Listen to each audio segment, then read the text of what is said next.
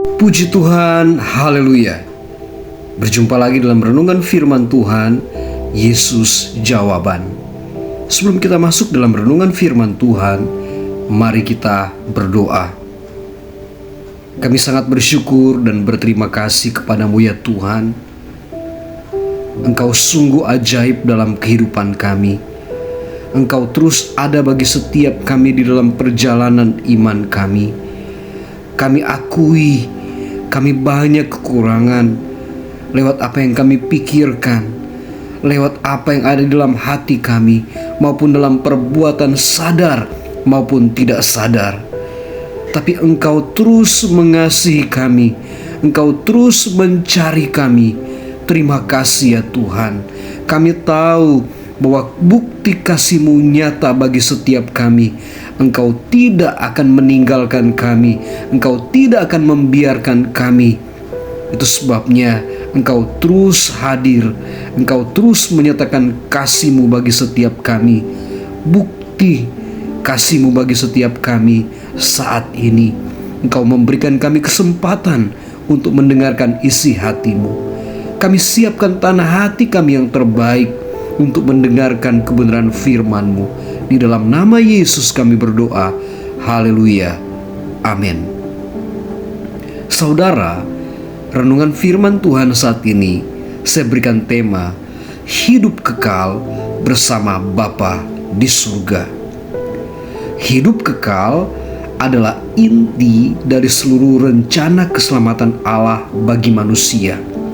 Hidup kekal bukan hanya soal hidup selamanya di surga, tapi tentang mengenal Allah dan hidup bersatu dengannya mulai sekarang. Setiap proses yang Tuhan izinkan, baik itu berupa penderitaan, mungkin berupa berkat, atau berupa pergumulan, keberhasilan, semua diarahkan untuk satu hal: membentuk kita agar layak dan siap untuk hidup kekal bersamanya. Tuhan memang tidak menentang keberhasilan duniawi, asal bukan itu tujuan utama kita. Kadang Ia memakai keberhasilan untuk menguji hati, dan kadang Ia memakai kegagalan untuk menyadarkan kita agar kembali mencari Dia. Tuhan lebih tertarik membentuk hati kita daripada sekedar memberkati tangan kita. Karena bagi Tuhan, keberhasilan sejati adalah ketika hidup kita makin serupa dengan Kristus. Rendah hati, taat, setia, dan hidup dalam kasih. Itulah jalan menuju hidup kekal yang sesungguhnya. Setiap manusia memiliki tujuan dalam hidupnya. Ada yang ingin sukses, ada yang ingin bahagia, ada yang ingin dihormati. Namun bagi orang percaya, tujuan yang sejati bukanlah hal-hal yang fana di dunia, melainkan hidup kekal bersama Tuhan. Karena di akhir segala pencarian, segala kerja keras, dan segala penderitaan, hanya satu hal yang akan tetap berarti: kita berada di hadapan Tuhan selamanya. 1. Hidup kekal. Ini adalah janji terindah dari Tuhan. Yesus berkata di dalam Yohanes 17 ayat 3, "Dan inilah hidup yang kekal itu, yaitu bahwa mereka mengenal Engkau, satu-satunya Allah yang benar, dan mengenal Yesus Kristus yang Engkau utus." Hidup kekal bukan hanya hidup yang tidak berakhir, tetapi hubungan yang kekal dengan Allah. Hidup kekal berarti mengenal Tuhan bukan sekedar dengan pikiran, melainkan mengalami kasih dan hadiratnya dari hari ke hari sampai selama-lamanya. 2. Dunia ini sementara, surga itu abadi. Banyak orang bekerja keras mengejar sukses duniawi, harta, jabatan, kekuasaan. Namun Yesus mengingatkan di dalam Markus 8 ayat 36, apa gunanya seorang memperoleh seluruh dunia tapi kehilangan nyawanya? Segala sesuatu di dunia ini akan berlalu, tapi apa yang kita lakukan untuk Tuhan akan bertahan sampai kekekalan. Hidup kekal adalah upah bagi mereka yang setia dan percaya sampai akhir. 3. Jalan menuju hidup kekal. Hidup kekal bukan hasil usaha manusia, tapi anugerah Allah melalui iman kepada Yesus Kristus. Roma 6 ayat 23 berkata, sebab upah dosa ialah maut, tetapi karunia Allah ialah hidup yang kekal dalam Kristus Yesus Tuhan kita.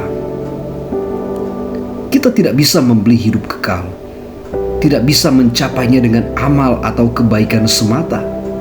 Kita hanya bisa menerimanya dengan iman dan hidup taat kepada firman-Nya. 4. Hidup kekal dimulai dari sekarang.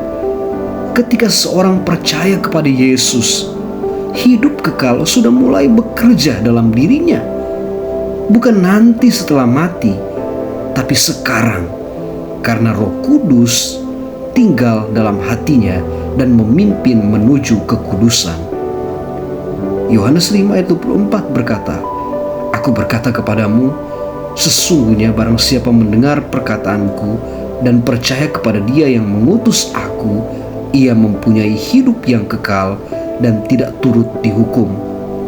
Sebab ia sudah pindah dari dalam maut ke dalam hidup. 5. Tujuan akhir, bersama Tuhan selamanya. Akan tiba hari di mana semua jerih payah, air mata, dan perjuangan iman akan berakhir. Dan pada hari itu, Tuhan akan menyambut kita dengan sukacita abadi. Seperti yang dituliskan dalam kitab Wahyu 21 ayat 4. Dan Ia akan menghapus segala air mata dari mata mereka. Dan maut tidak akan ada lagi. Tidak akan ada lagi perkabungan atau ratap tangis atau duka cita. Sebab segala sesuatu yang lama itu telah berlalu. Di sana tidak ada lagi penderitaan. Yang ada hanya terang kemuliaan Allah dan damai yang tak berkesudahan. Saudara, sama-sama lewat kebenaran firman Tuhan ini, setiap kita diingatkan bahwa tujuan akhir dari iman bukanlah kekayaan, bukan keberhasilan, bukan kemudahan hidup, melainkan hidup kekal bersama Tuhan. Kita hidup di dunia hanya sementara, tapi cara kita hidup di dunia akan menentukan di mana kita akan tinggal untuk selamanya. Jadi, biarlah setiap langkah, setiap keputusan, dan setiap pergumulan kita diarahkan kepada satu tujuan, hidup kekal bersama Tuhan yang telah menebus kita. Amin firman Tuhan. Puji Tuhan. Haleluya.